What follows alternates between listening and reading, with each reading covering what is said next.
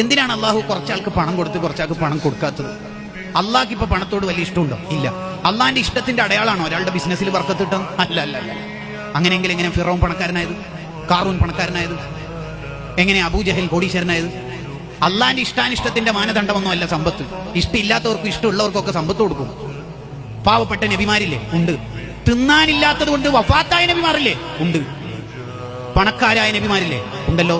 സുലൈമാൻ നബി അലൈഹി സ്വലാമില്ലേ? കോടീശ്വരന്മാരായ സ്വഹാബത്തില്ലേ? ഉണ്ട്. ദാരിദ്ര്യത്തിന്റെ തീച്ചുളയിൽ ജീവിച്ച സ്വഹാബത്തില്ലേ? ഉണ്ട്. അപ്പൊ പണം അള്ളാഹുവിന്റെ ഇഷ്ടാനിഷ്ടത്തിന്റെ മാനദണ്ഡം അല്ലേ? അല്ല. പിന്നെന്തിനാ അള്ളാഹു ഇങ്ങനെ സംവിധാനിച്ചത്? പണക്കാരന് പാവപ്പെട്ടവനോട് കമ്മിറ്റ്മെന്റ് ഉണ്ടോ എന്ന് അറിയാനാണ് ചിലരുടെ കയ്യിൽ പണം കൊടുത്ത് ചിലർക്ക് പണം കൊടുക്കാതെ അള്ളാഹു ഇങ്ങനെ നിരീക്ഷിക്കുന്നത്. ലിയബ്ലുവക്കും അയ്യുക്കും അഹ്സനു അമലാ. എങ്ങനെയുണ്ട് നിന്റെ പണം കയ്യിലെത്തുമ്പോൾ നിന്റെ മനസ്സും നിന്റെ ജീവിതവും എന്ന് നോക്കാനാണ്. അതിനാ അള്ളാഹു സംവിധാനിച്ചത്. സത്യത്തിൽ നമ്മുടെ ഒക്കെ കയ്യിലുള്ള പണം നമ്മുടെ പണമാണെങ്കിൽ നമ്മൾ മരിച്ചു കഴിഞ്ഞിട്ട് പിന്നെ ആരോ ഒരു കറാമത്ത് മൊഴിജിതത്ത് കൊണ്ട് നമ്മൾ വീണ്ടും എഴുന്നേൽപ്പിച്ചു. ഈ മരിച്ചതിന് ശേഷം അനന്തര സ്വത്ത് ഓഹരി വെച്ച പണം നമ്മുടെ മിൽക്കിലേക്ക്, അധികാരത്തിലേക്ക് തിരിച്ചു വരുമോ ഇല്ലയോ? ഇല്ല. അപ്പൊ മനസ്സിലായി നമ്മളല്ല പോയി. ഇത്രയേ ഉള്ളൂ. ഉപ്പ 25 കൊല്ലമായി കെട്ടിവെച്ചിരിക്കുന്ന വാച്ചാണ്. നമ്മളെല്ലാം ഉപ്പാന്റെ ഊരിയെടുത്തു. ഇനി കബറിലേക്ക് പോകുമ്പോൾ വെറും 3 കഷ്ണം തുണികളല്ലേ ഉള്ളൂ. ആ വാച്ച് ഉപ്പാന്റെ കയ്യിൽ തന്നെ കിടക്കട്ടെ എന്ന് ഏതെങ്കിലും ഒരാൾ പറയോ? ഇല്ല. അവസാനമുള്ള വാച്ചും ഊരിയെടുക്കും. ഉമ്മാമാന്റെ ചെവിയിൽ മുഴുവൻ സ്വർണ്ണം. ചില നാട്ടിൽ അതിനെ അലിക്കത്ത് എന്നൊക്കെ പറയും. ഓൾറെഡി കാത് കുത്തിയതിന്റെ പുറമെ ഇവിടെ എല്ലാം സ്വർണം. അത് മുഴുവൻ ഊരി 98 വയസ്സുള്ള ആയിഷ ഹജ്ജുമ്മയുടെ ചെവി താണ് വന്നിട്ടുണ്ട്. ഒരു ചെറിയ തരി പൊന്നേനി ബാക്കിയുള്ളൂ.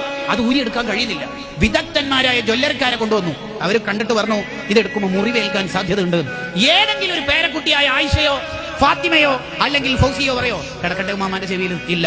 അവസാനത്തെ തരി വരെ പൊരിച്ചെടുത്ത് കൊണ്ടുപോയിട്ടല്ലാതെ ഖബറിലേക്ക് നീക്കൂല. പിന്നെ എന്തിനാ ചങ്ങായിമാരെ ഈ പിശുക്കൊക്കെ? ആർക്ക് വേണ്ടിയിട്ടാ ഈ പിശുക്ക് കാണിക്കണത്? അതാ അഹ്മദ് ബിൻ ഹംബൽ റളിയല്ലാഹു അൻഹു ചോദിച്ചത്, അല്ല പകരം തരും എന്ന് പറഞ്ഞിട്ടും നീ പിശുക്ക് കാണിക്കുകയാണെങ്കിൽ നിന്നോട് എന്താ പറയേണ്ടത്? അല്ല പകരം തരും എന്നല്ലേ പറഞ്ഞത്, എന്നിട്ട് എന്തിനു നീ പിശുക്ക് കാണിക്കുന്നു എന്നാണ് അഹ്മദ് ബിൻ ഹംബൽ റളിയല്ലാഹു അൻഹുവിന്റെ ചോദ്യം. ഇതൊരു അർത്ഥവത്തായ ചോദ്യമാണ്. നിങ്ങൾ ആലോചിച്ചു. കുറച്ച് ടൈറ്റ് ആണ് ബിസിനസ്, കുറച്ച് ഡള്ളാണ്. അങ്ങനല്ല. അങ്ങനെ ആ പരിപാടിയൊന്നുമില്ല. വന്നവർക്ക് മുഴുവനും കൊടുക്കുക.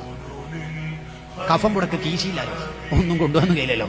വലിയ ഫോൺ പോയിട്ട് ചെറിയ ഫോൺ വരെ കൊണ്ടുപോകാൻ കഴിയില്ല. എന്തിനാ ഈ കെട്ടിപ്പൂട്ടി വെക്കുന്നത്? ഉള്ളത് കൊടുത്താൽ അവിടെ ബാക്കിയുണ്ടാവും. ഇപ്പൊ ഒരു ബക്കറ്റ് നമ്മുടെ ഇടയിലൂടെ പോയി. ഇനി ആ ചാൻസ് നമുക്ക് ജീവിതത്തിലില്ല. ഇന്നല്ലെങ്കിൽ നാളെ നമ്മൾ മരിച്ചാൽ നമ്മൾ ലാസ്റ്റ് ചെയ്ത സ്വതക്ക ആ ബക്കറ്റിൽ ഇട്ടതായിരിക്കും. അങ്ങനെ നമ്മൾ ചിന്തിക്കണം.